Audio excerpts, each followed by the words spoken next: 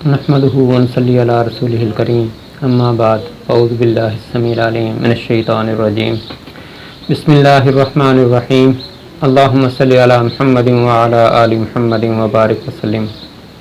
ناظرین، میں ہوں حافظ محمد حسن رضا ایڈوکیٹ اور آپ دیکھ رہے ہیں لیگل ہیلپ ود حافظ محمد حسن رضا۔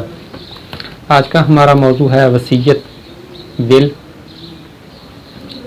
سب سے پہلے ہم یہ جانتے ہیں کہ وصیت کیا ہے۔ واٹ از ول؟ وصیت سے مراد ایک وصی کا اپنی جائیداد سے متعلق اپنی اس نیت کا قانونی اعلان ہے جسے وہ اپنی موت کے بعد زیر عمل لانے کا خواہش مند ہو۔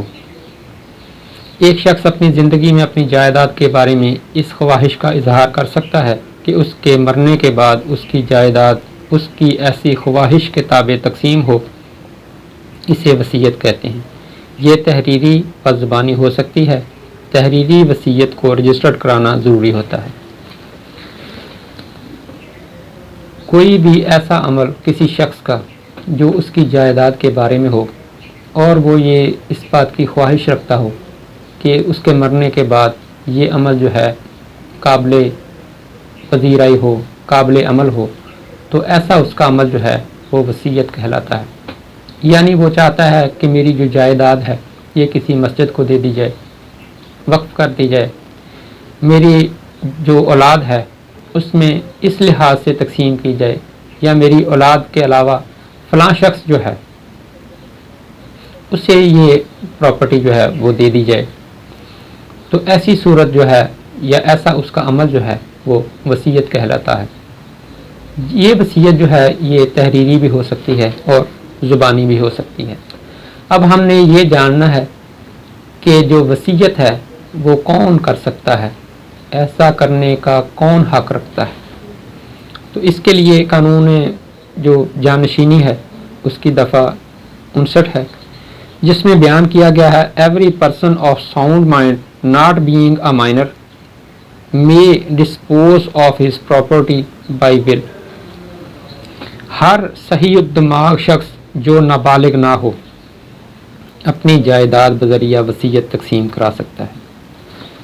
یعنی کہ ایک شخص جو ہے وہ صحیح الدماغ ہو، پاگل نہ ہو، دیوانہ نہ ہو، فاطر العقل نہ ہو اور نابالغ نہ ہو، تو ایسا شخص اپنی جو اراضی ہے اس کے متعلق وصیت کر سکتا ہے کہ میری یہ اراضی جو ہے فلاں شخص کو دے دی جائے یا یہ فلاں ادارے کو دے دی جائے۔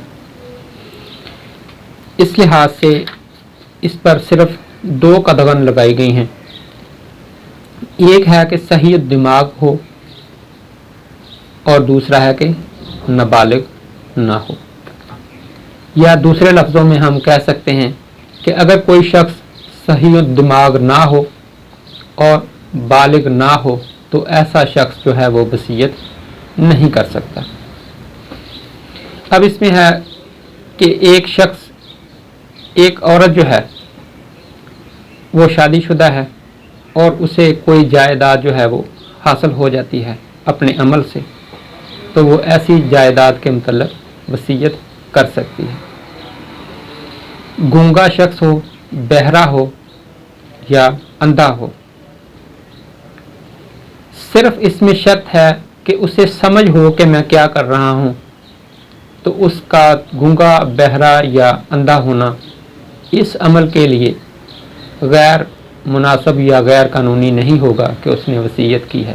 اندھا ہونے کے باوجود، بہرا ہونے کے باوجود یا گونگا ہونے کے باوجود اس نے وصیت کی ہے، اسے یہ سمجھ ہو کہ میں کیا کر رہا ہوں، تو اس صورت میں اس کی یہ ڈس ایبلٹی وصیت کے آڑے نہیں آئے گی۔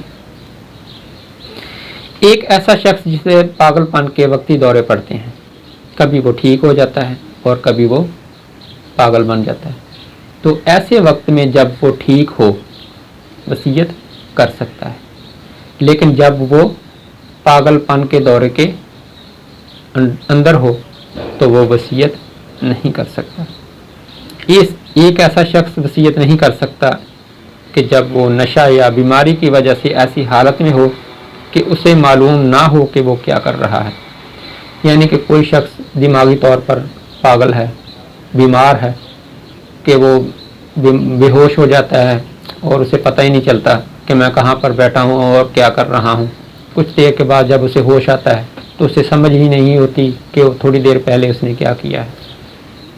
जैसे कोई शख्स नशा करता है तो नशे की हालत में उसका दिमाग माऊफ होता है और वो समझ नहीं पा रहा होता कि मैं क्या कर रहा हूँ।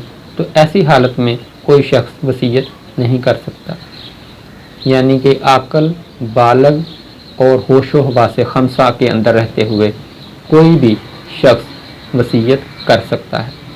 वसीयत जो है इसकी कुछ शराइत बयान की गई हैं कि किन सूरतों में जो वसीयत जो है उस पर बाकी जो मामलात हैं उनका इत्तलाक नहीं होता।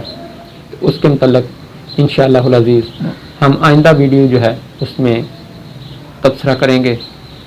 उम्मीद है कि आपको हमारी वीडियो पसंद आई होगी। जज़ाकुमुल्लाहु अहसनुल जज़ा। अस्सलामु अलैकुम।